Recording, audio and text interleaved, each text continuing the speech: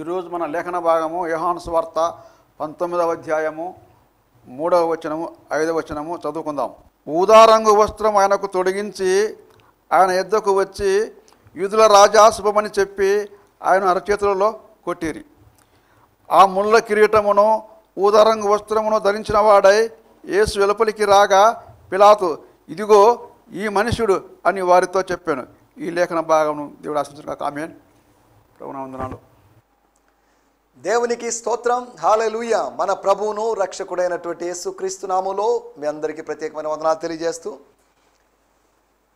ఆయన హెచ్చవలసి ఉన్నది, he must increase అనేటువంటి కార్యక్రమానికి మిమ్మల్ని ప్రేమపూర్వకంగా ఆహ్వానిస్తున్నాం. ఆయన హెచ్చవలసి ఉన్నది, నేను తగ్గవలసి ఉన్నది అనేటువంటి మాటను ఆధారంగా చేసుకొని, నేను తగ్గాలో హెచ్చాలన్నది పక్కన పెట్టేసి ఆయన మాత్రమే హెచ్చవలసి ఉన్నది అటువంటి ఆలోచనతో, అవే అంశాలు అవే వాక్యాలని కాదు కానీ ప్రజల ముందుకు దేవుని యొక్క వర్తమానం తీసుకుని వద్దాం అనేటువంటి ఉద్దేశంతోనే ఈ కార్యక్రమాలు ప్రసారం చేయడానికి ప్రభు సహాయం చేస్తున్నాడు. దేవుని స్తోత్రం.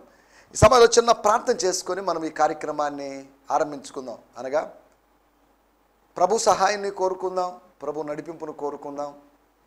అనగా వాక్య సందేశము మీరు వినేటప్పుడు, నేను బోధించేటప్పుడు మన మధ్యలో దేవుని ఆత్మ కార్యం జరిగించాలి. అంటే దేవుడు పని చేయాలి, దేవుడు జోక్యం చేసుకోవాలి, దేవుడు ఇంటర్ఫియర్ చేసుకోవాలి. కనుక ప్రార్థన చేద్దాం, ప్రభు సహాయాన్ని కోరుకుందాం. పరిశుద్ధుడమైన మా దేవా, మీకు వందనాలు చెల్లిస్తున్నాం, మీ నామాన్ని స్తుతిస్తున్నాం.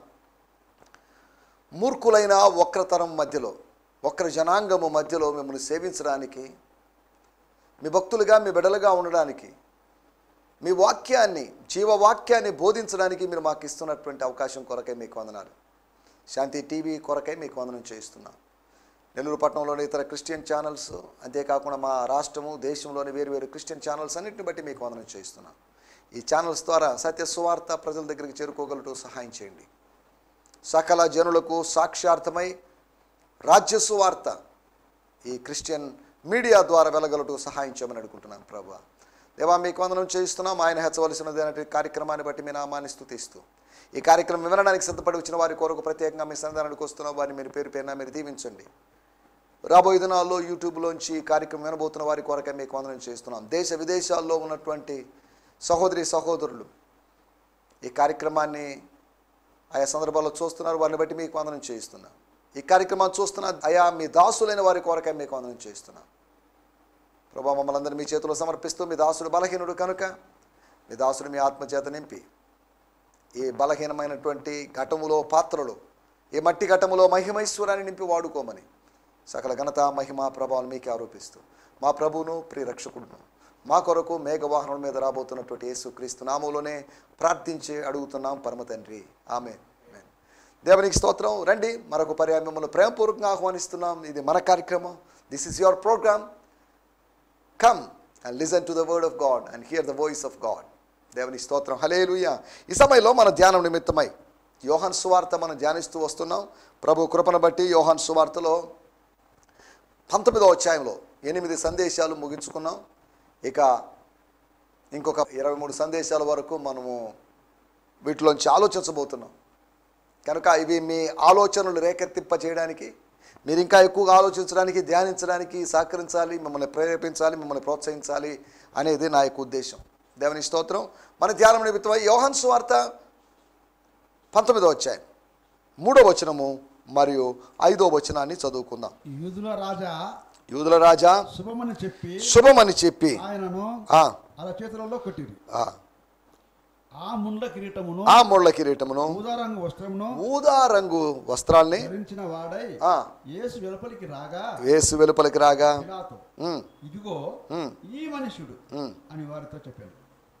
నేను చదువుతున్నాను వాడుక భాషలోంచి.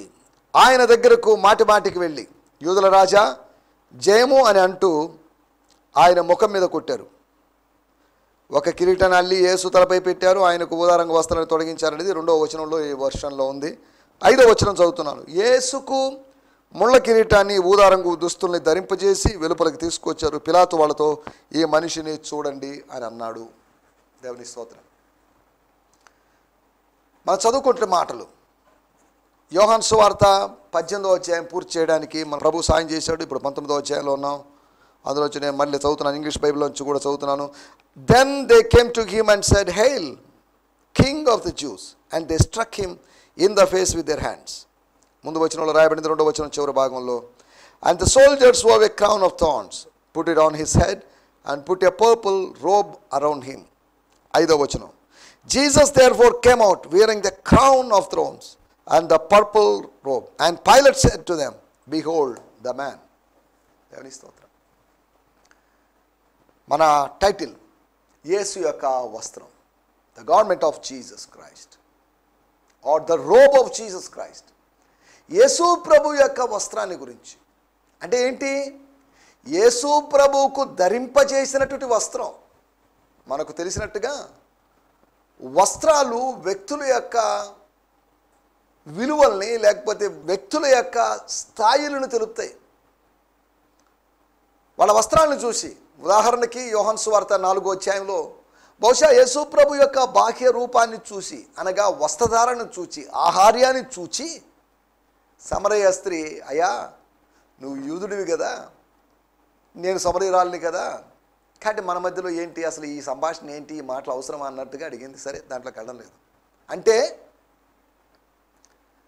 ఒక వస్త్రం, ఆ రోజులో వైధవ్య వస్త్రాలు ఉన్నాయి, భిక్షగాళ్లకు సంబంధించిన వస్త్రాలు ఉన్నాయి, యాజకుల వస్త్రాలు ఉన్నాయి. యేసు ధరించిన వస్త్రాన్ని గురించి మనం ఆలోచిస్తున్నాం. యేసు ఏం ధరించాడు? ఊదా రంగు వస్త్రాన్ని ధరించాడు, పర్పుల్ రోబ్. అనగా ఊదా రంగు వస్త్రాన్ని గురించి మనం మాట్లాడుకోవడం లేదు. ఊదా రంగు వస్త్రం అంటే మనకు తెలిసిన విషయమే. అపోస్తుల కార్యములు 16వ అధ్యాయంలో లూదియా అనేటువంటి స్త్రీ ఊదా రంగు పొడిని అమ్ముకుంటుంది అని రాయబడింది. కానీ ఊదా రంగు పొడి కాదు, కానీ ఊదా రంగు వస్త్రాల్ని, పర్పుల్ గార్మెంట్స్ని అమ్ముకుంటుంది. ఇటువంటి రాజరికపు వ్యవహారాలకి వాటికి వస్త్రాల్ని అమ్ముకుంటున్నట్టుగా, లేకపోతే దేవాలయ సంబంధమైన కొన్ని విషయాల కొరకు వాటిని వాడేటట్టుగా చరిత్ర చెప్తుంది. ఇప్పుడు లూదియా విషయం కూడా లేదు, మనం ఆలోచించడం లేదు, పక్కన పెట్టేస్తున్నాం. ఊదా రంగు వస్త్రం అని వచ్చింది కాబట్టి అసలు ఈ వస్త్రం ఎక్కడి నుంచి వచ్చింది? యేసు ప్రభుకి. యేసు ప్రభు చిన్ననాటి నుంచి ధరించుకున్న వస్త్రం కాదు, సిలువ వేయబడడానికి ముందు లేకపోతే గెత్సెమనే తోటలోంచి తాను ధరించుకున్న వస్త్రం కాదు. ఈయనకి ఎక్కడి నుంచి వచ్చి ఉంది ఈ వస్త్రం అని మనం కొద్దిగా ఆలోచిస్తే, మార్కు సువార్త 15వ అధ్యాయం 17వ వచనంలో మనం గమనిస్తే, ఆయనకు ఊదారంగు వస్త్రాన్ని తొడిగించి ముళ్ళ కిరీటాన్ని ముందు పెట్టి తర్వాత ఊదారంగు వస్త్రం తొడిగించారని యోహాను సువార్తలో ఉంటే, మార్కు సువార్తలో రివర్స్గా ఉంది. ఏదేమైనప్పటికీ ఏది ముందు పెట్టారనేది పక్కన పెట్టేస్తాం, దానికి పెద్ద మనం డీప్గా ఆలోచించాల్సిన అవసరం లేదు. తర్వాత 20వ వచనంలో రాయబడిన మాట, వారు ఆయనను అపహసించిన తర్వాత ఆయన మీదనున్న ఊదారంగు వస్త్రాన్ని తీసివేసి ఆయన బట్టలు ఆయనకు తొడిగించి చూడండి. అనగా ఊదారంగు వస్త్రం మధ్యలో వచ్చింది, మధ్యలో పోయింది. అనగా వాళ్ళు యూదుల రాజు అంటున్నారు కాబట్టి పరిహసించడానికి పరిహాసపు వస్త్రం అది ఘనతనకు సదృశ్యమైన వస్త్రం అయినప్పటికీ కూడా యేసు విషయంలో యేసును అవమానపరచడానికి, మాక్ చేయడానికి, జీర్ చేయడానికి, లేకపోతే వేళాకోళం చేయడానికి యేసు ప్రభు మీద ఆ వస్త్రం కప్పినట్లుగా ధరింపజేసినట్టుగా చూస్తున్నాం. ఊదారంగు వస్త్రం ఆయన ఆశించకుండానే, ఆయన అడగకుండానే వాళ్ళు వేసి వాళ్ళే తీశారు. అనగా నడమంత్రపు సిరిలాగా అకస్మాత్తుగా వచ్చినట్టుగా వచ్చింది, తర్వాత దాన్ని తీసేశారు. ఆయన బట్టలు ఆయనకు తొడిగించి అని రాయబడింది. తర్వాత ఆయన వస్త్రాన్ని గురించి చీట్లు వేసుకున్నారనే విషయాలు మనకు ముందు వచనాల్లో కనిపిస్తాయి. అంటే మనం యేసు వస్త్రాన్ని గురించి ఆలోచించినప్పుడు, ఒక వస్త్రం నేను ఆరంభంలో చెప్పినట్లుగా, ఇప్పుడు ఒకవేళ తెల్లటి వస్త్రాలు ధరించుకున్నటువంటి ఒక వ్యక్తి తిరుగుతున్నాడు అనుకుందాం, ఎవరు ఈయన పాస్టరా? అదే సమయంలో రాజకీయ నాయకులు కూడా తెల్లటి వస్త్రాలు ధరిస్తున్నారు, ఇది వేరే విషయం. క్రికెట్ ప్లేయర్స్ బహుశా పాస్టర్ ఏమో అనేటువంటి అభిప్రాయం కలిగేటువంటి అవకాశం ఉంది.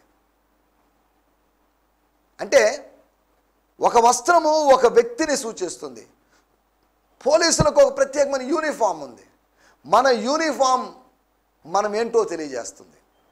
కోర్టుకు వెళ్ళాము, నల్లటి కోటు ధరించిన వాళ్ళు ఉంటారు, ఆర్డినరీ డ్రెస్లో ఉన్న వాళ్ళు ఉంటారు.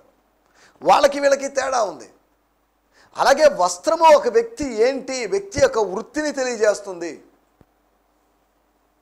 గలతీయులకు రాసిన పత్రిక 3వ అధ్యాయంలో మనము క్రీస్తు యేసును ధరించుకొని ఉన్నాము అని రాయబడింది. క్రీస్తు యేసులోనికి బాప్తిజము పొందిన మనము ఆయన్ను ధరించుకొని ఉన్నాము అని రాయబడింది. అంటే ఆయనను ధరించుకోవడం అంటే అక్షరార్థంగా కాదు, కానీ ఆయన ఆత్మీయంగా ఆయన చేత కప్పబడ్డాం, ఆయన చాటున ఉన్నాం, ఆయన వెనుకాల ఉన్నాము అని చెప్పడమే ఆ మాటల యొక్క ఉద్దేశం. సరే, ఏదేమైనప్పటికీ దాన్ని కూడా పక్కన పెట్టేద్దాం. మనం ఆలోచిస్తున్నట్టు మాట ఏంటి అంటే, యేసు యొక్క వస్త్రాన్ని గురించి కొద్దిగా ఆలోచిద్దాం. ఈ వస్త్రంలో శక్తి ఉంది అని మనకు తెలిసిన విషయమే. దానికి సంబంధించిన ఒక 4 విషయాలు, యేసు యొక్క వస్త్రం వేరు వేరు సందర్భాల్లో యేసు యొక్క వస్త్రాన్ని గురించి మనం మాట్లాడుకోబోతున్నాం. మనకు తెలిసిన విషయమే, యోసేపు వస్త్రం విషయంలో ఆరంభంలో తండ్రి ఇంట్లో ఉన్నప్పుడు, అన్నదమ్ముల మధ్యలో ఉన్నప్పుడు వస్త్రం వలన వివాదం వచ్చింది. వస్త్రాన్ని బట్టి సోదరులు అసూయ పెంచుకున్నారు, ఆ వస్త్రాన్ని ఓడబెరికేశారు, వస్త్రాన్ని రక్తంలో ముంచారు. తర్వాత చూపించారు, తండ్రి గారికి చూపించారు. తండ్రి దాన్ని ఒక జ్ఞాపకార్థంగా లేదా ఒక మెమోరియల్ థింగ్గా పెట్టుకున్నట్టు, అది వేరే విషయం.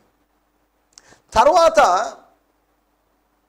ఆయనకు ఖైదీ వస్త్రాలు, లేకపోతే ఆయన జైల్లో వేయబడ్డాడు కాబట్టి ఆ జైల్లో ఆ వస్త్రాలు, ప్రత్యేకమైన వస్త్రాలు ధరింపజేశారు. తర్వాత ఫరో దగ్గరికి వచ్చాడు, ఆయన వస్త్రాలు మళ్ళీ మారే.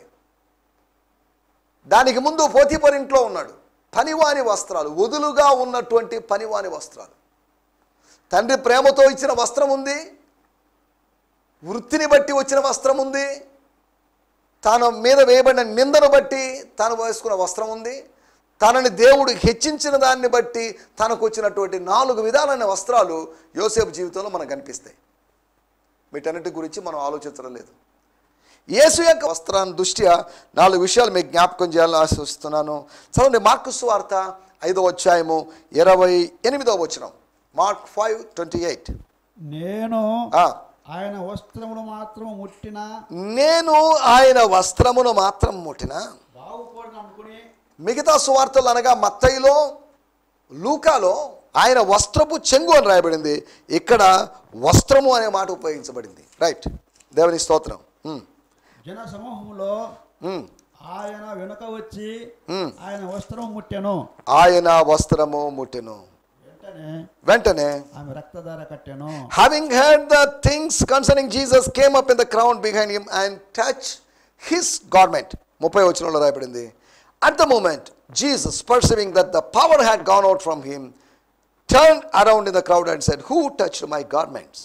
దేవుని స్తోత్రం. 30వ వచనంలో తెలుగులో మనం చూసినట్లయితే, స్తోత్రం, యేసు తనలో నుండి ప్రభావము బయలు వెళ్ళనని, తనలో నుండి ప్రభావము స్త్రీలోకి వెళ్ళిందని, స్త్రీ శరీరములోకి వెళ్ళిందని, తనలో నుండి వస్త్రము ద్వారా తన నుండి తనకు ఆ స్త్రీకి మధ్యలో తన వస్త్రము వారధిగా, తనలో దైవికమైన శక్తి ఉంది, ఆ స్త్రీలో శారీరకమైన బలహీనత ఉంది.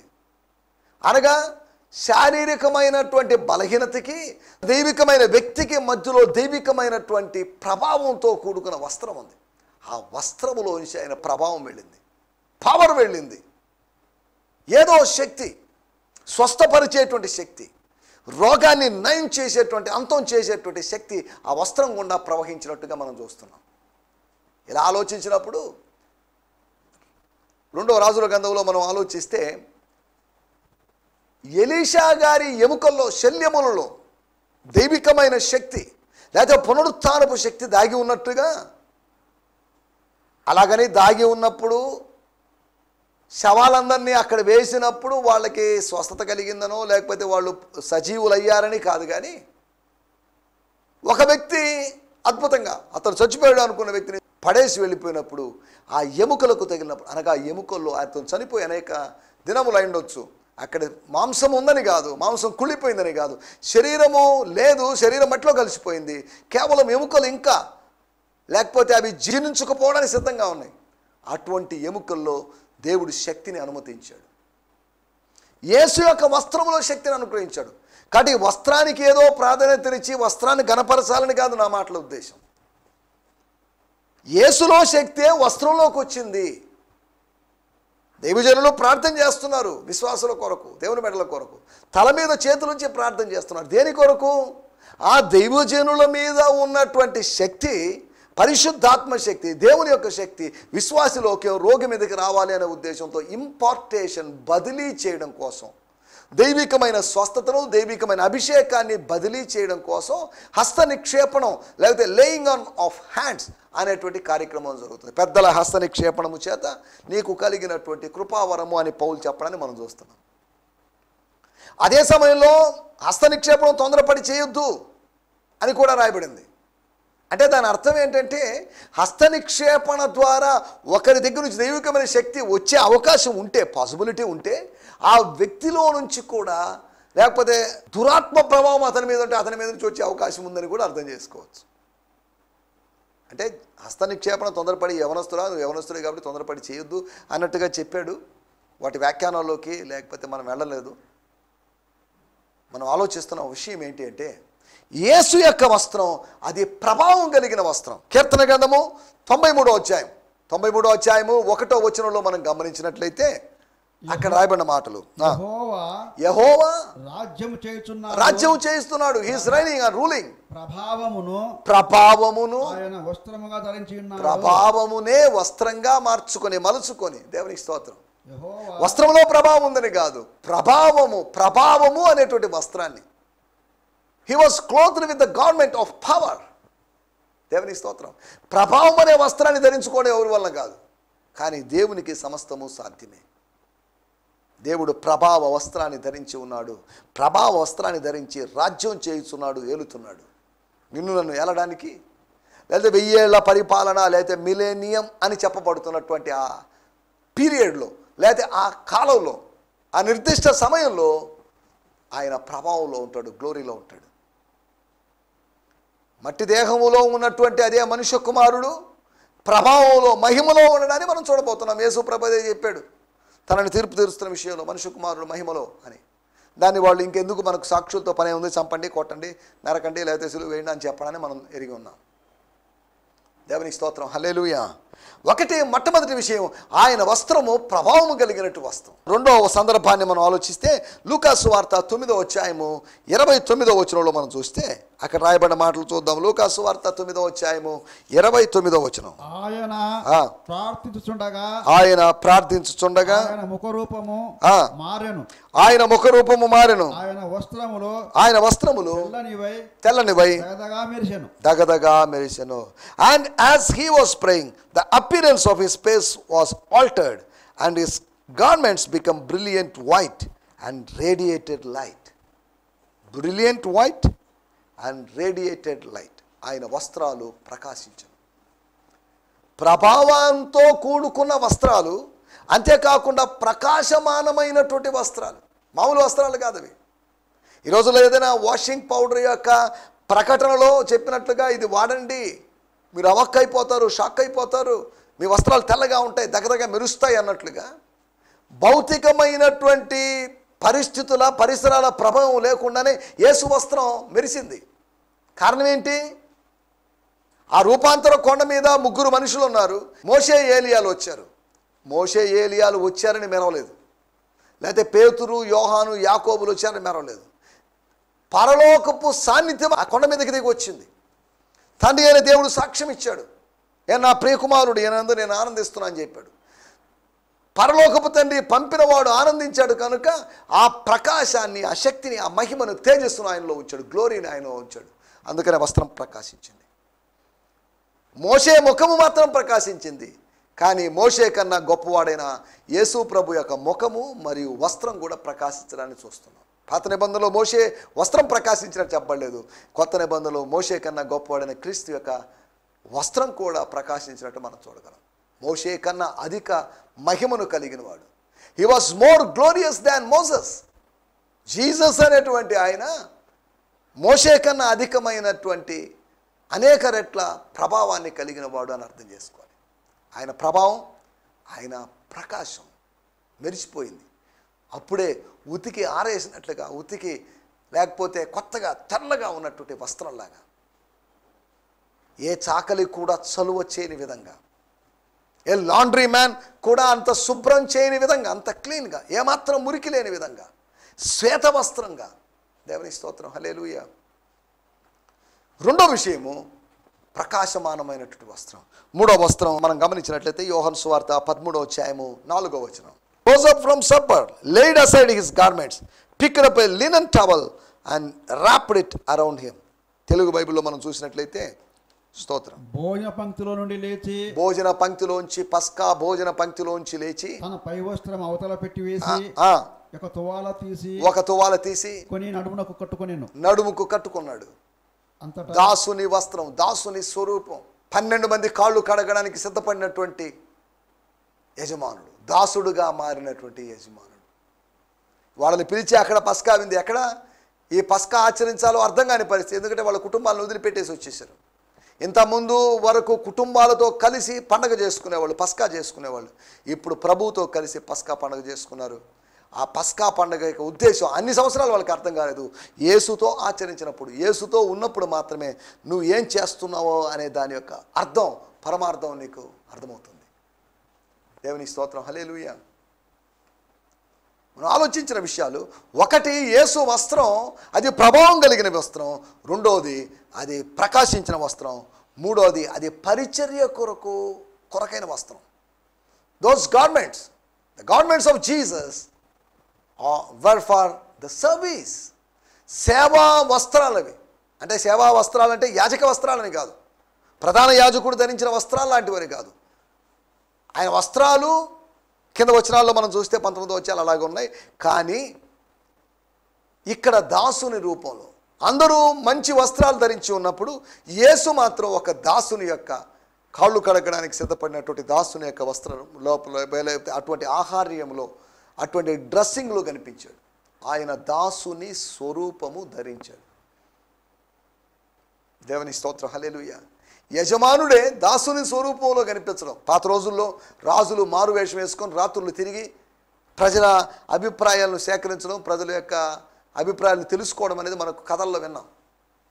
ఇక్కడ యేసు ప్రభు ప్రజల యొక్క అభిప్రాయాలు తెలుసుకోవడానికో, శిష్యుల యొక్క అభిప్రాయాలు తెలుసుకోవడానికి అని కాదు, తాను చేయాలనుకున్నది మాదిరిగా ఉంచడం కోసం, లేకపోతే శిష్యుల్లో అటువంటి దీనత్వపు అనుభవం కలిగించడం కోసం యేసు ప్రభు అలా చేసినట్టుగా మనం చూడగలం. 1 పేతురు పత్రిక 5వ అధ్యాయంలో మనం గమనించినట్టయితే మనకు కూడా కొత్త నిబంధన విశ్వాసులమైన మనం ఆరంభంలో చెప్పుకున్నాం, యేసు క్రీస్తును ధరించుకొని ఉన్నాం, అది బాగానే ఉంది.